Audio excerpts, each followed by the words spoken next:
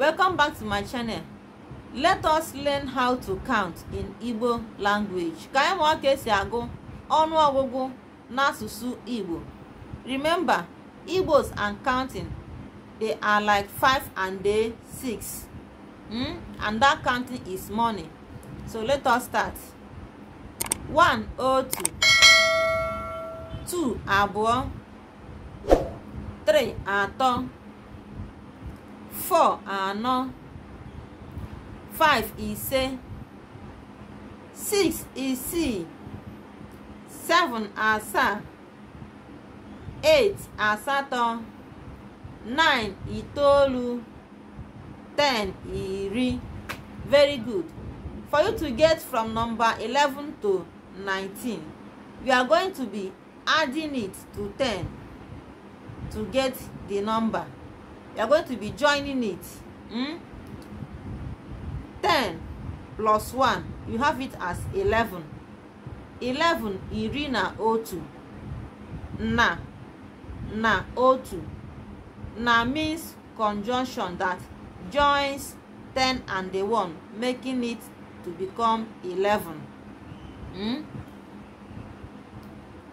If you want to get number 12, 10 plus 2, 12. And 12 is iri na abụọ.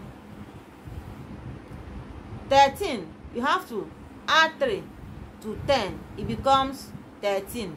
Iri na atọ. 14, iri na anọ. 15, iri na ise. 16, iri na isii.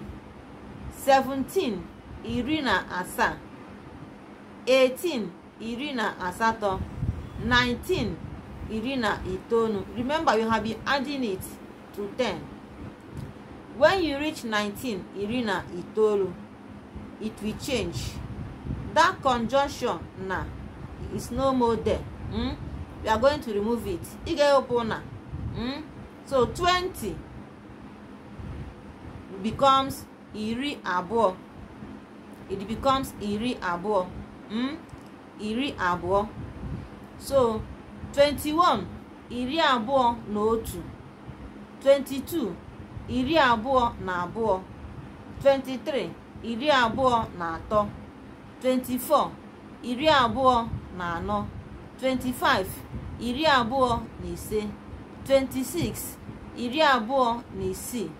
27 iri abụọ na asaa. 28 iri abụọ na asatọ.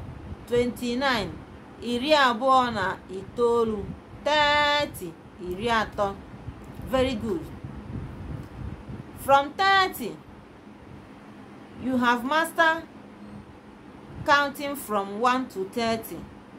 Now, no need of counting 31 again, since you have know that you are going to be joining it. If you join 1 plus 30, it becomes 31. Iri atọ na otu. So we are going to move from 30 to 40 and the rest. 30 iri atọ. 40 iri anọ. 50 iri ise. 60 iri isii. 70 iri asaa. 80 iri asatọ. 90 iri itoolu. 100 narị. 100 narị. Otu narị. Then you have 200 narị abụọ. 300 narị atọ. 400 narị anọ. 500 narị ise. 600 narị isii. 700 narị asaa. 800 narị asatọ. 900 narị itoolu.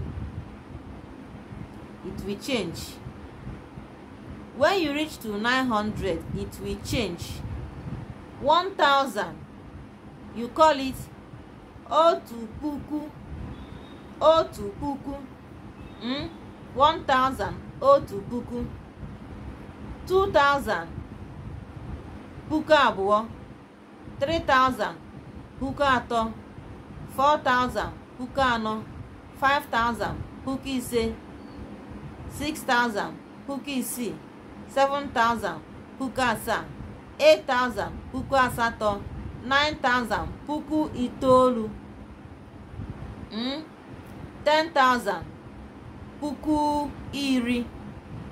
You be counting it till you count 100,000. When you reach to 100,000, it becomes puku nari. That is 100,000. You call it puku nari. Puku nari. 200,000. Puku nari abụọ. 300,000. Puku nari atọ, and so on. Till when you reach to 1 million. 1 million. You call it otu nde. Otu nde. 1 million. Otu nde.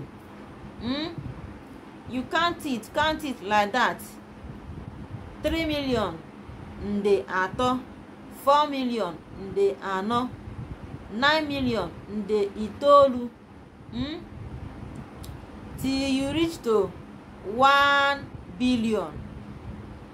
When you reach to 1 billion, you call it otu ijeri. 1 billion is called otu ijeri in Igbo language. Bye. Ka emesienụ ka ọ dị n'oge ọzọ. Biko tụsara anyị ihe onyonyo a ka ọ dị ndị nke m.